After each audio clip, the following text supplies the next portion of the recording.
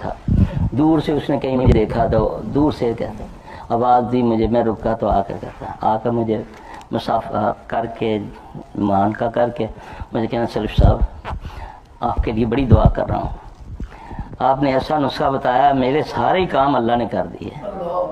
کہتا آپ نے یہ دعا بتائی تھی, میں نے یہ یاد کر لی, نبی صلی اللہ علیہ وسلم پڑھا کرتے تھے سجدے میں, 2 سجدے کے درمیان ٹھونگے مت مارا کرو, وہ دعا ہے.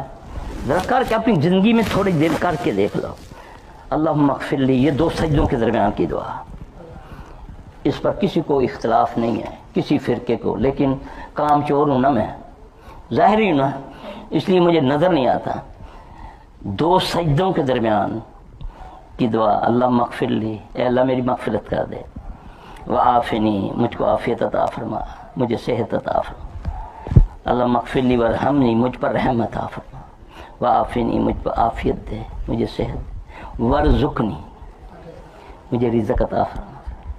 ظاہر ہے کہ پاک رزق عطا ہے. یہ 2 سجدوں کے درمیان کی دعا ہے, سیکھو, کرو, چند دن میں کرو, چند مہینے کر کے دیکھو, اگر عزت یا رزق میں کمی آ جائے پکڑ لینا, کرو نا, یہ یاد کرو نا, کرواؤ نا بچوں کو, لگاؤ نا رابطہ. یہ مومن کی معراج ہے نا نماز, جس سے میں کیا میری نسلیں بھی دور ہیں.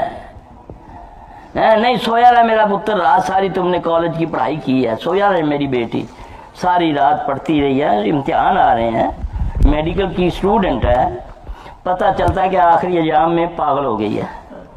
ہاں جی, رات جاگ جاگ کے, رات کو عبادت پوری جاگنے کی نبی کو اجازت نہیں دی اللہ نے.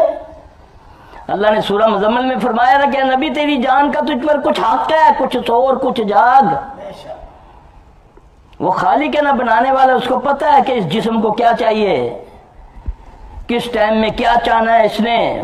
وہ تو کہتا ہے سورج چڑھتے ہوئے ڈوبتے ہوئے سجدہ نہ کرنا. سائنس کیا کہتی ہے, سائنس کہتی ہے جب سورج چڑھتا ہے تو زمین سے ایسی شعاعیں ریفلیکٹ ہو کر آتی ہیں جو انسانی جسم کو نقصان پہنچاتی ہیں, اور تھوڑی دیر کے بعد 9-10 منٹ کے بعد وہی شعاعیں انسانی جسم کو